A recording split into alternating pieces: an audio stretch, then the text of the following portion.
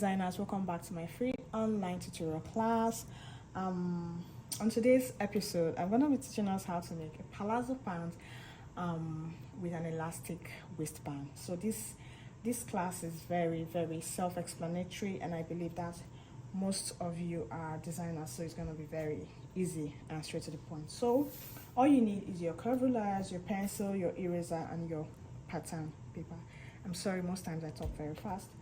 Okay, so all you need to do is get your client's measurements. For this customer, her pants length is 45, so I went ahead to add 2 inches to the hem part of it, because for my palazzos I like it to like flow or hang around my shoes. Okay, so after I've taken that measurement, I went ahead to mark out my horizontal lines, which are my hip line, the crotch line, the thigh line, and my knee line. Okay, so to get my hip depth or hip line, I used 9 inches because obviously there's a high-waisted pant, but always ensure to take your client's measurements wherever they wear their pants from. Okay, so it's not everybody that like their pants to start from the high waist. They like it, okay, maybe like a little bit lower than the high waist. Okay, so from there you take their measurement, and most times when you take that measurement, also measure their their crotch as well. So for this client, I'm working with 9 inches and her crotch is 12 inches. Okay, so I went ahead to rule out my horizontal lines.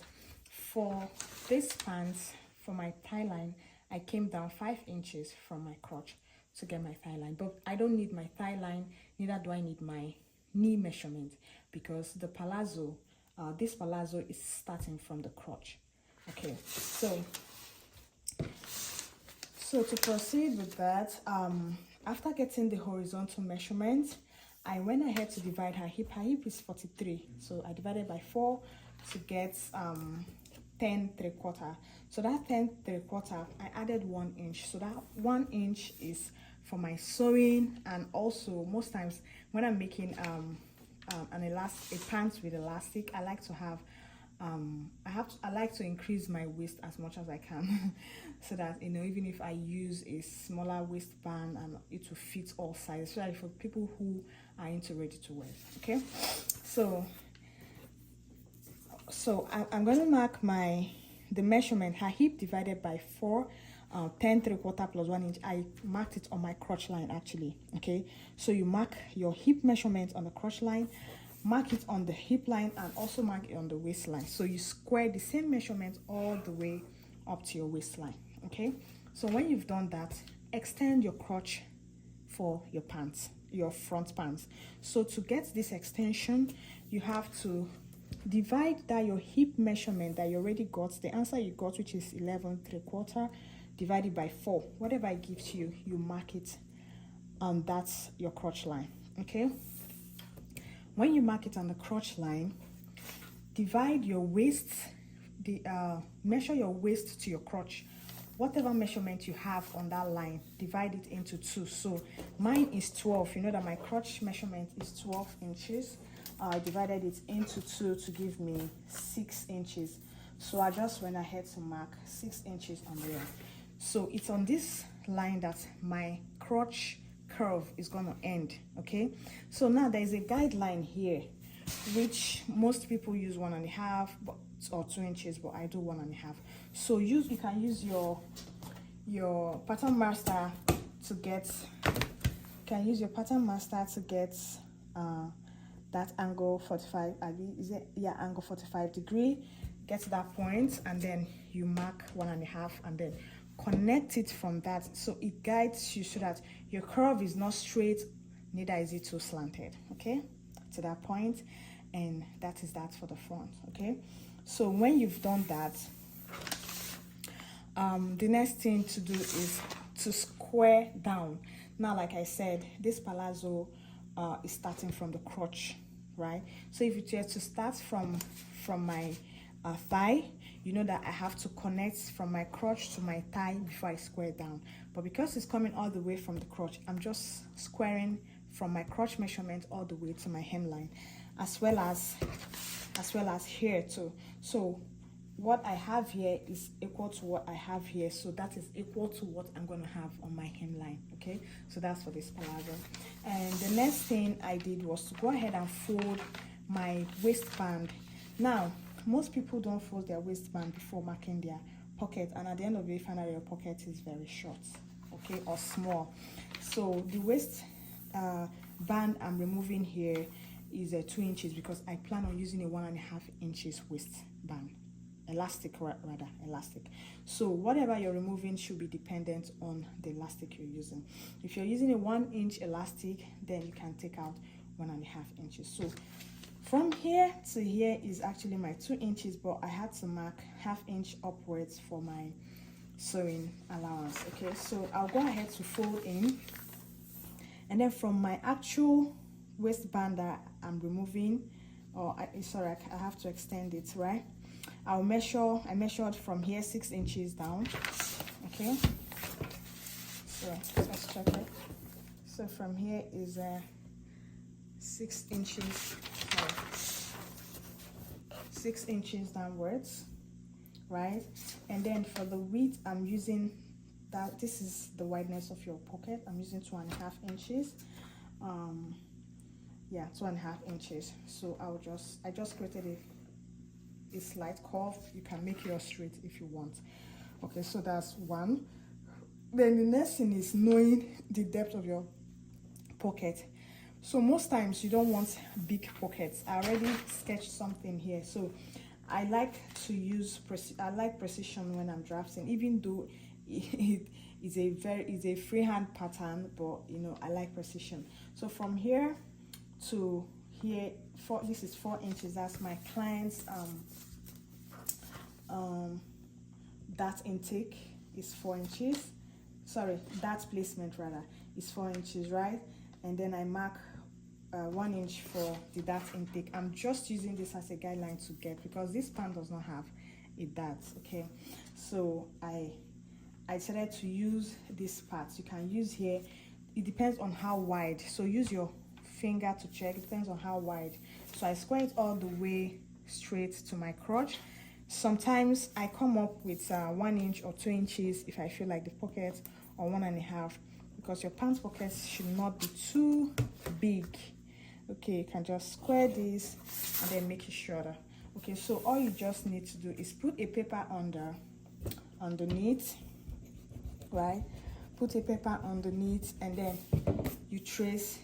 So the pockets, you're tracing 2 pockets out from here.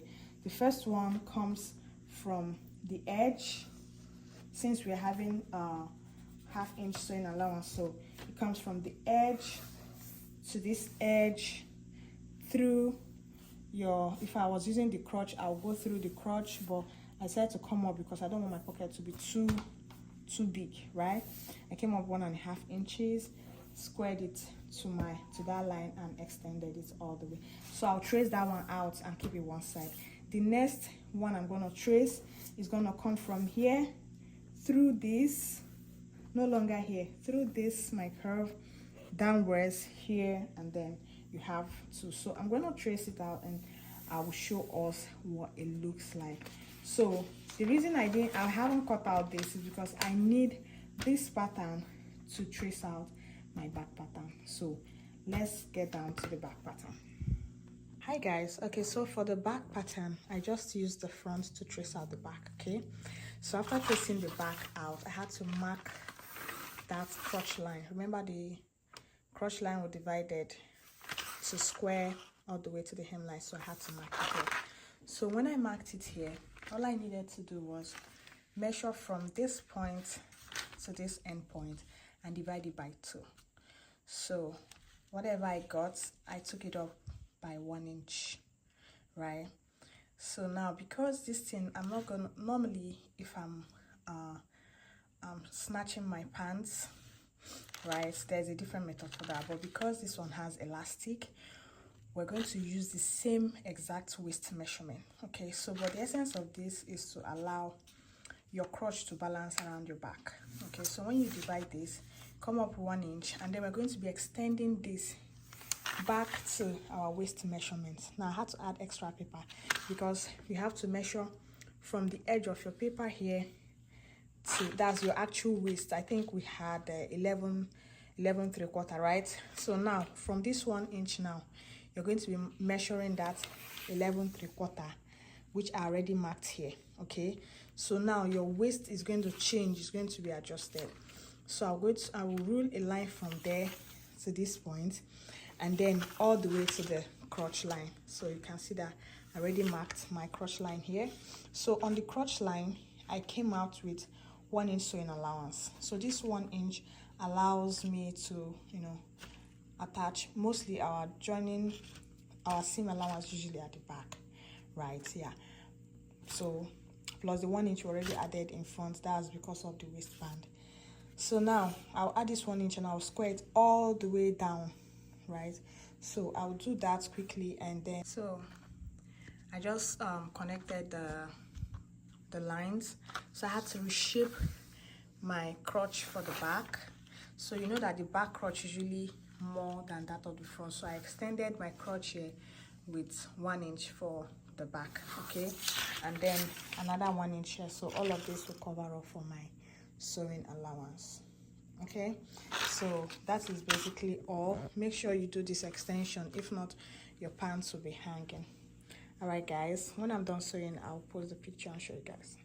Hi guys, so I've proceeded to cut my waistband. Okay, like I said, the waistband measurement I removed from the pant was 2 inches. So I actually measured a 5 inch. This is actually a 5 inches waistband, but because it's on fold, it's giving 2.5, right? So it's gonna be 2.5 because I'll be weaving this edge. And then this is my 1.5 inches elastic band, which I'll be using. Okay, so to achieve this, I'm going to be minusing 4 inches or 5 inches, depending how firm you want the waistband to be. So I'll be deducting 4 inches from my client's waist.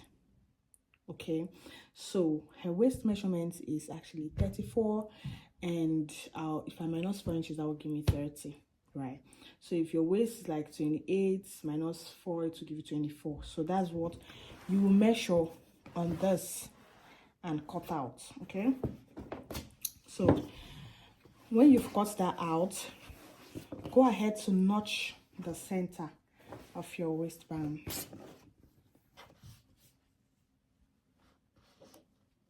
The reason for notching the center of your waistband, so that when you're fixing, or probably when you cut out your waistband, right? Let's say I've cut out my waistband, I will also notch the center of my waistband because I would want the waistband to go round uniformly. Do you get? So if I notch the center of my waistband, that's if it's a 30 inches, I'll find 15 inches and notch it there, and then I'll match this thing from this end to that end, and from this end to this end, so that it's shared. So you know that when you're sewing elastic, right, you have to stretch it. Like, okay, so if this is 15 inches, right,